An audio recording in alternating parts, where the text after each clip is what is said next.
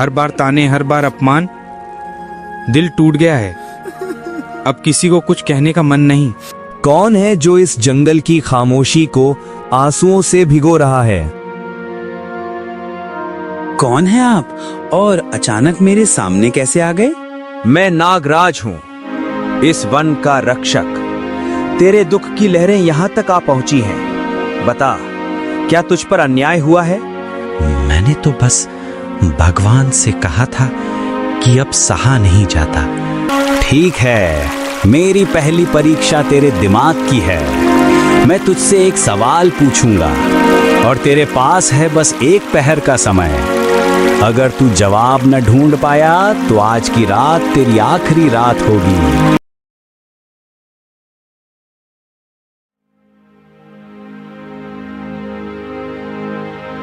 कभी कभी सबसे बड़ा दर्द वो नहीं होता जो तलवार से लगे, बल्कि वो होता है जो अपने ही लोग अपने शब्दों से देते हैं। गांव के बीचों बीच एक बड़ा पक्का घर, यहीं रहता है मोहनदास, गांव का सबसे अमीर किसान। वाह कमला, क्या चाय बनाई है, बस यही तो मजा है अमीरी का। गांव के किनारे एक छोटा सा मिट्टी का घर, यहीं रहता है भोला, मोहनदास का छोटा भाई। मेहनती, ईमानदार, लेकिन किस्मत उससे रूठी हुई। सुनते हो जी, चावल खत्म हो गया है, दाल भी बस एक मुट्ठी बची है और बरसात भी देर से आई, खेत सूखे पड़े हैं। हाँ गौरी, मैं भैया के पास जाता हूँ, शायद मदद कर दें। मदद मांगना मोहन के लिए आसान नहीं था, लेकिन जब घर के चूल्हे की आग ठंडी पड़ने लगे तो इंसान अपने आखिरी सहारे की ओर ही देखता है। और भोला का सहारा उसका बड़ा भाई मोहनदास था। भोला धीरे धीरे अपने बड़े भाई के घर पहुंचता है। मन में उम्मीद भी है और डर भी कि कहीं इस बार भी मदद से मना न कर दे। भैया कहाँ हो?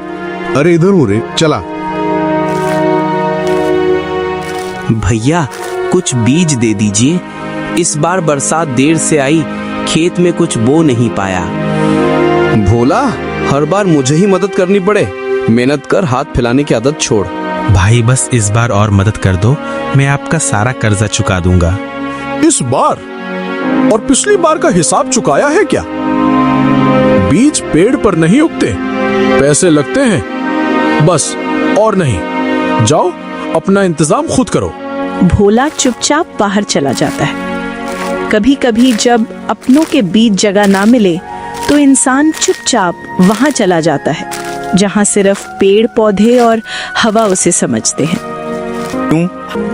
हर बार ताने, हर बार अपमान, दिल टूट गया है। अब किसी को कुछ कहने का मन नहीं। कौन है जो इस जंगल की खामोशी को आंसुओं से भिगो रहा है? कौन है आप और अचानक मेरे सामने कैसे आ गए? मैं नागराज हूँ, इस वन का रक्षक। तेरे दुख की लहरें यहाँ तक आ पहुंची हैं। बता, क्या तुझ पर अन्याय हुआ है? मैंने तो बस भगवान से कहा था कि अब सहा नहीं जाता और इसलिए मैं आया हूँ। लेकिन याद रखना, मदद हमेशा एक परीक्षा के साथ आती है। भोला, अगर तुम तैयार हो तो मैं तुम्हें एक मौका दे सकता हूँ अपनी किस्मत बदलने का। लेकिन किस तरह का मौका? ऐसा मौका जिसमें सिर्फ तुम्हारी ईमानदारी ही तुम्हारा हथियार होगी। अगर तुम सच्चाई से डटे रहे तो समृद्धि तुम्हारे कदम चूमेगी, लेकिन अगर लालच आया तो सब कुछ खो दोगे। मैं तैयार हूँ, अगर ये मेरी मेहनत और सच्चाई से होगा। ये वही पल था जब भोला की जिंदगी एक अनजाने रास्ते पर मुड़ने वाली थी। तो ठीक है, कल सुबह तुम नदी के किनारे जाओगे। वहां एक प्राचीन अनुष्ठान करना होगा जिससे कालिया नाग प्रकट होगा। कालिया नाग? वो कौन? पाताल लोक का सरपराज कालिया नाग, वही जिसके पास है धरती का सबसे अनमोल रत्न नागमणि। वही मणि जिसकी शक्ति से नदियों का प्रवाह बदल सकता है और जीवन मृत्यु का संतुलन तक हिल सकता है। तुम्हें काली नाग से वो नागमणि मांगनी होगी, लेकिन याद रखना, वो किसी को आसानी से नहीं देता। उसके लिए तुम्हें उसकी परीक्षा से गुजरना होगा। अगर मैं असफल हुआ तो शायद तुम्हारी ये धरती पर आखिरी रात होगी। भोला कुछ पल चुप रहा। उसकी आंखों में अनगिनत सवाल थे, लेकिन भीतर कहीं वो इस चुनौती से पीछे हटना नहीं चाहता था। वो सोच में डूब गया और फिर आह्वान की विधि और मंत्र जानने की इच्छा उसके मन में और भी प्रबल हो गई। ठीक है, आह्वान की विधि क्या है? जो मंत्र मैं तुम्हें बताने जा रहा हूं उसे ध्यान से सुनो और जरा भी गलती मत करना। फड़ ना थाए काली नागाय मणि प्रभाय नमः। उद्गच्छ उद्गच्छ नागमणि में ददातु स्वाहा। रात अपनी आखिरी सांसें ले रही थी। पूरब दिशा में हल्की सुनहरी रेखा उभरने लगी थी।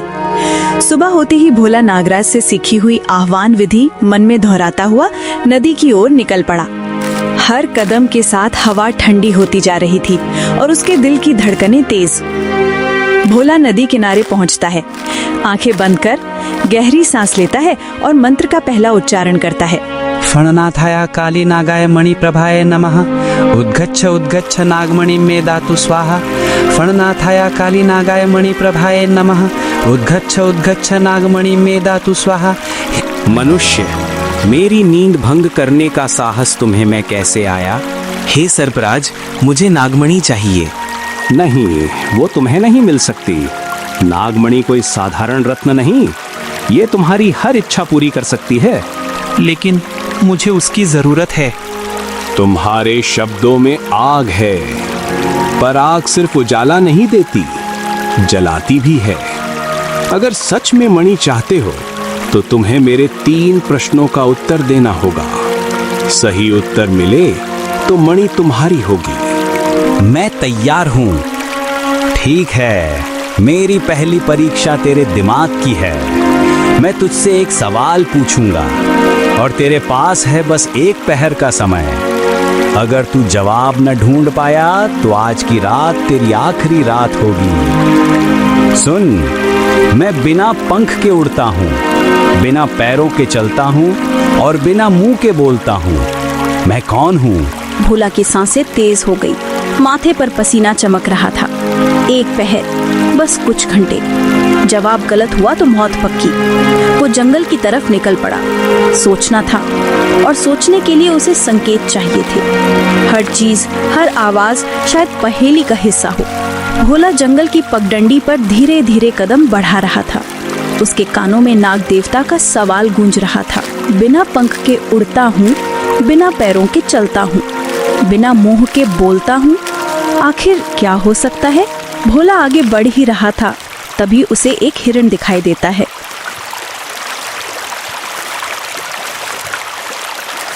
ये तो पैरों से चलता है, पर सरफराज ने कहा था बिना पैरों के।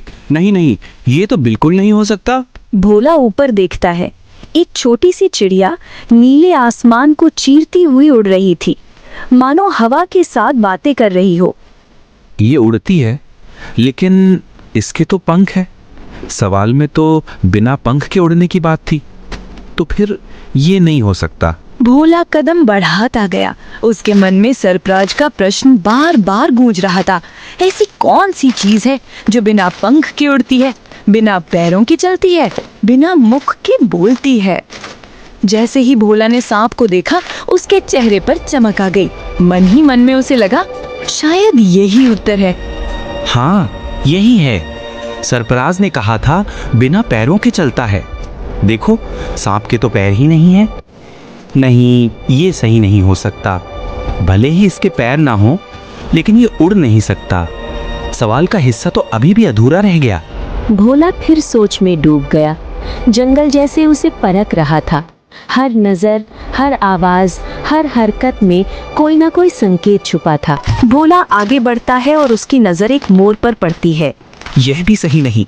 मोर के पास पंख तो हैं और ये उड़ता भी है, लेकिन पूरी तरह आसमान में नहीं जा पाता। ये भी अधूरा उत्तर है। मोर का नृत्य एक और संकेत था। प्रकृति उसे दिखा रही थी। सुंदरता, शक्ति और उड़ान सब मिलकर भी उत्तर नहीं बनते। सही जवाब अभी कहीं छिपा था। इतने सारे जीव मुझे रास्ता दिखा रहे हैं, लेकिन उत्तर अभी दूर क्यों है? लंबी खोज, लगातार चलते कदम और अनगिनत उलझनों के बाद मोहन आखिरकार थक कर बैठ गया। उसके मन में सवाल उठने लगे। अब क्या होगा? क्या वो उत्तर तक पहुंच भी पाएगा? सूरज सिर पर चढ़ाया है, अब तो बस थोड़ा ही समय बचा है और उत्तर अब तक अधूरा है। मिल गया उत्तर। सही उत्तर वही शक्ति है जो बिना पैरों के चलती है, बिना पंखों के उड़ती है और बिना मुख के बोलती है।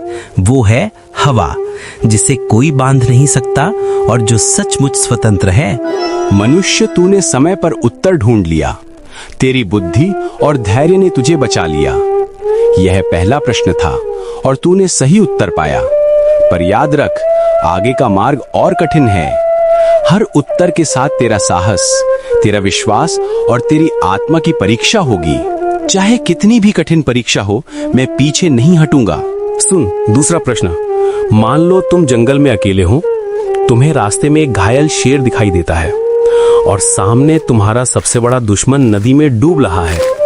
तुम्हारे पास सिर्फ एक को बचाने का समय है।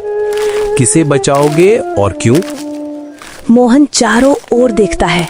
उसके सामने सचमुच वही दृश्य प्रकट होता है। बाईं ओर शेर जमीन पर कराह रहा है, उसकी सांसें टूट रही हैं।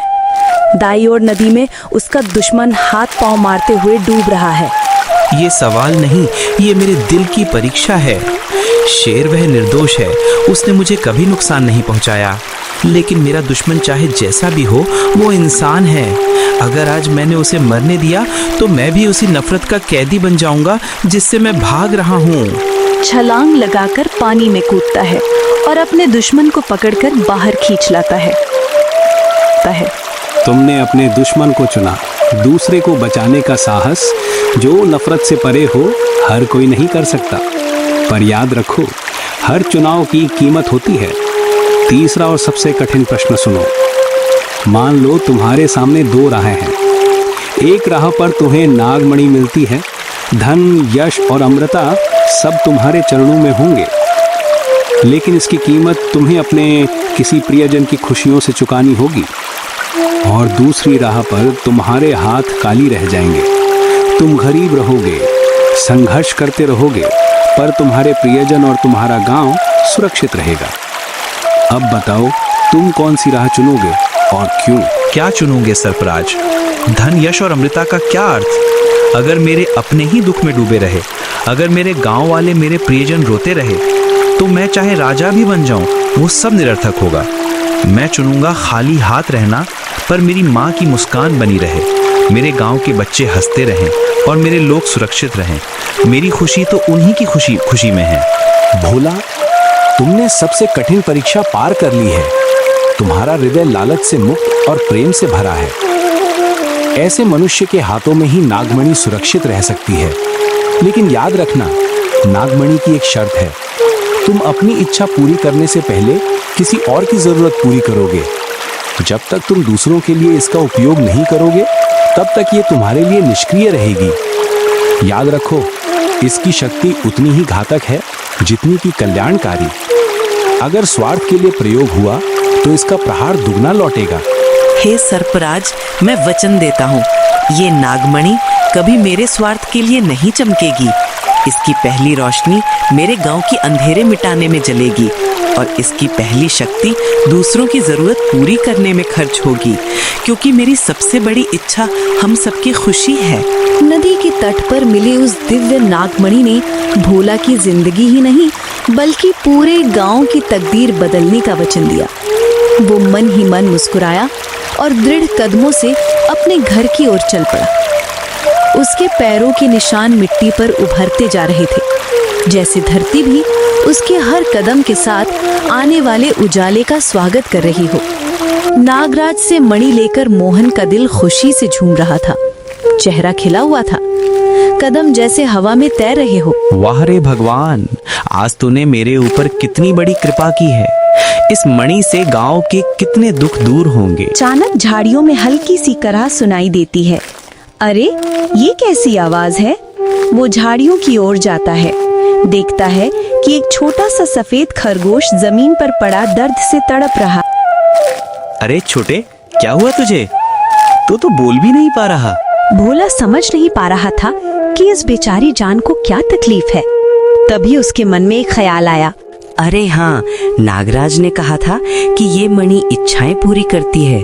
क्यों ना इसे बोलने की ताकत दे दूं ताकि ये अपनी बात खुद कह सके।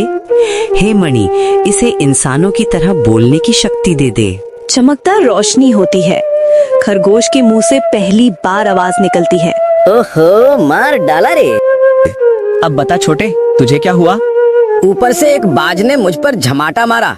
मैं बच तो गया, लेकिन उसने मुझे इतने जोर से नीचे गिराया कि मेरे पेट में चोट लग गई है। आप बहुत अच्छे हो भाई, आपने मेरी जान बचाई। मैं आपका ये उपकार कभी नहीं भूलूंगा।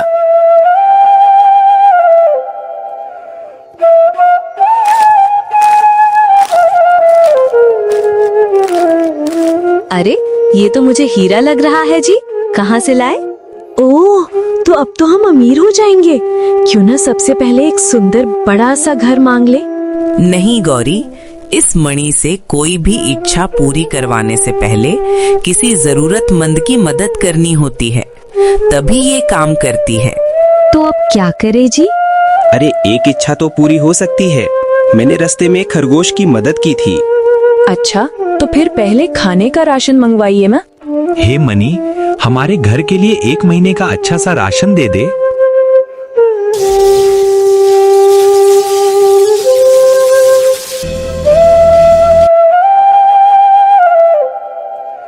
वाह, अब तो मजा आ गया।